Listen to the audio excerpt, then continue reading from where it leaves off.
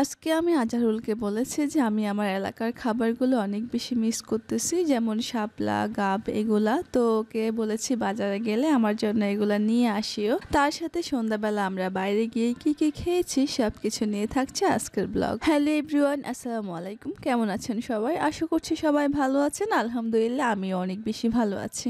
আজহারুলকে তো আমি বাজারে যাওয়ার আগেই বলে দিয়েছি কে কে আনতে হবে। তো আজহারুল অনেক কিছু এনেছে। এখানে আমার পছন্দের গাব এনেছে, তার সাথে শাপলা এনেছে। আমি আমার এলাকার খাবারগুলো সত্যি অনেক মিস করতেছিলাম। আমাদের বাড়িতে আমাদের গাব গাছে তো অনেক গাব ধরেছে, তো আমি বাড়িতে থাকলে তো অনেক খেতাম, কিন্তু এখানে আসার কারণে আমি আর খেতে পারতেছি না। তার জন্য আজহারুলকে বলেছি নিয়ে আসার জন্য। আজহারুল এখানে মাছ এনেছে, তার সাথে পটল, আকরি, টমেটো অনেক কিছুই এনেছে। তো এই যে আমার এখন মাছগুলো সুন্দর করে পরিষ্কার করতে হবে। মাছগুলো কিন্তু ও কেটে নিয়ে এসেছে, কিন্তু কাটলেও তো এগুলো ভালো করে পরিষ্কার করা লাগে। অনেক আইস থেকে যায় মাছের ভিতরে, তাছাড়া অনেক ময়লা আছে। তো আমি এগুলাকে সুন্দর করে পরিষ্কার করতেছিলাম। আজহারুল তো ওর জন্য পাঙ্গাস মাছ নিয়ে এসেছে, আমি আবার পাঙ্গাস খাই না, তার জন্য আমার জন্য নিয়ে এসেছে তেলাপিয়া মাছ। তো সবকিছু আমাকে এখন প্রসেসিং করতে হবে। এখন এগুলাকে ভালো করে ধুতে হবে,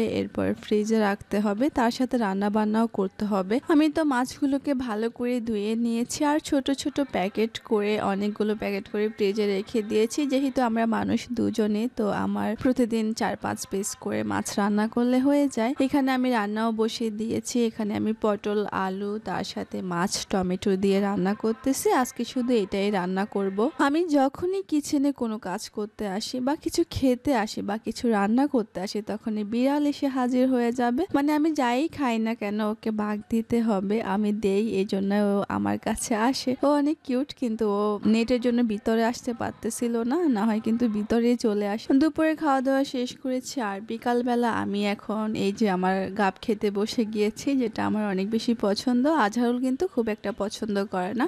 তো আমি 4টা গাব নিয়েছি, এগুলাকে বটি দিয়ে ছিলে নিয়েছিলাম আর এখন ছুরি দিয়ে কেটে নিচ্ছি, পিস করে নিচ্ছি। আর আমার কাছে অনেক মজা লেগেছে, এগুলো অনেক মিষ্টি ছিল।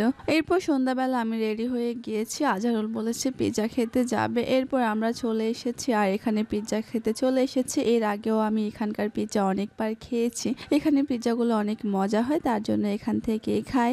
তো পিৎজাটা অনেক বেশি মজা ছিল। তো আজকে এই পর্যন্তই। সবাই ভালো থাকবেন, নিজের খেয়াল রাখবেন, আমার পেজটা অবশ্যই ফলো করবেন। আল্লাহ হাফেজ।